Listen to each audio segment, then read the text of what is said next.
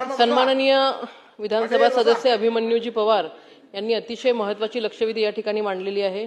अध्यक्ष महोदय, लक्षवेधी जरी लातूर जिल्ह्याची असली तरी बुलढाणा जिल्हा असेल किंवा लातूर असेल किंवा संपूर्ण महाराष्ट्र असेल, जिल्हा परिषदेच्या शाळांची दुरवस्था अध्यक्ष महोदय त्या ठिकाणी मोठ्या प्रमाणामध्ये आहे। स्वच्छतागृह नाही आहेत, पाण्याची व्यवस्था नाही आहे, मुलांना खेळायला क्रीडांगण त्या ठिकाणी नाही आहेत, वर्गखोल्या नाही आहेत, ज्या वर्गखोल्या आहेत त्या गळत आहेत, अशी परिस्थिती अध्यक्ष महोदय महाराष्ट्रातल्या सगळ्या जिल्हा परिषदांच्या शाळेची त्या ठिकाणी आहे।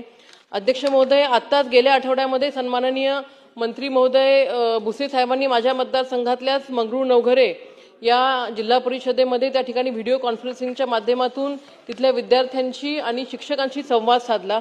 संवाद साधण्याचं कारण असं होतं अध्यक्ष महोदय की लोकसहभागामधून त्या भागात म्हणजे विद्यार्थ्यांच्या पालकांनी आणि शिक्षकांनी अतिशय चांगली ती शाळा केली।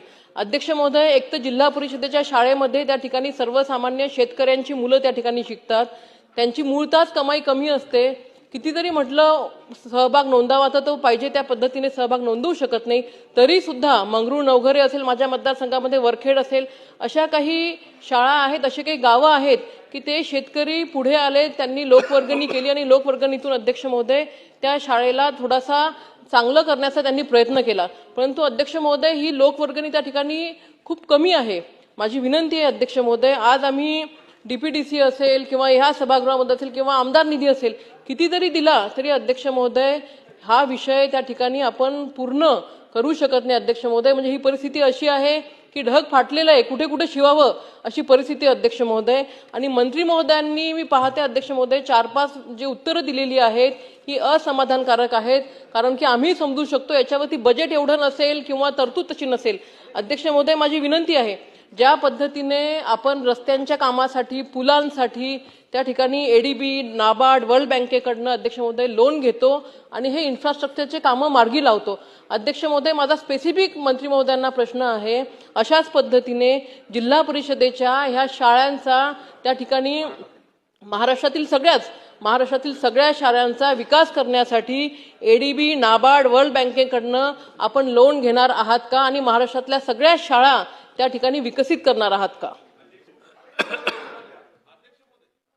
सन्माननीय आमदार महोदयांनी जे काही मुद्दे उपस्थित केलेले आहेत, आपल्या सर्वांना माहिती आहे की आपण म्हणतात ती वस्तुस्थिती आहे की अनेक ठिकाणी या सुविधांची आवश्यकता आहे आणि म्हणून मी सर्व प्रश्नांच्या उत्तरामध्ये सांगितलेले आहे की या संदर्भामध्ये एक विभागाने आराखडा तयार केलेला आहे।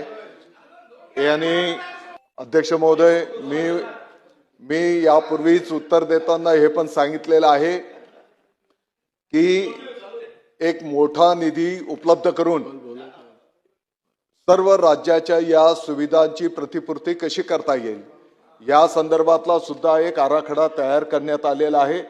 माननीय मुख्यमंत्री महोदयांच्या समोर या संदर्भामध्ये आम्ही संवाद करत आहोत आणि त्याला जेव्हा अंतिम त्याला मान्यता दिली जाईल, मला वाटतं की त्यावेळेस त्यावर भाष्य करणं उचित राहणार आहे।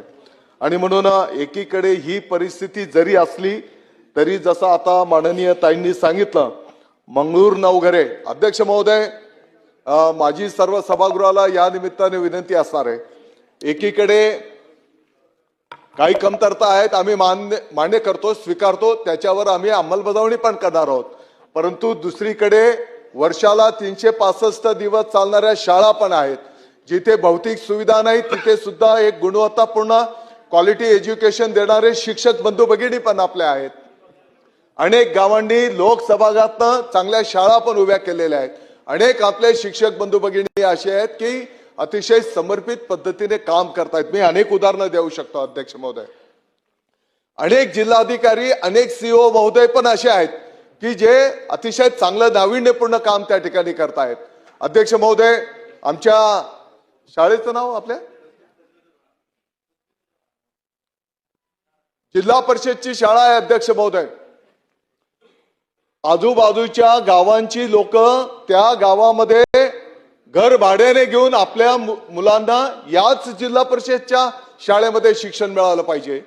कोल्हापूरची आमची नगरपालिकेची शाळा आहे, महापालिकेची, त्या शाळेमध्ये प्रवेश करण्यासाठी रात्रभर मुक्कामाला पालक त्या ठिकाणी मुक्काम ठोकून लाईनीत राहतात. अध्यक्ष महोदय, अध्यक्ष महोदय, वारे गुरुजींची शाळा आहे की टेक्नॉलॉजीमध्ये आताच्या घडीला राज्य नव्हे तर देश पातळीवर त्याचा क्रमांक त्या ठिकाणी लागतोय. हिवाळी इगतपुरी त्र्यंबकेश्वरची शाळा आहे.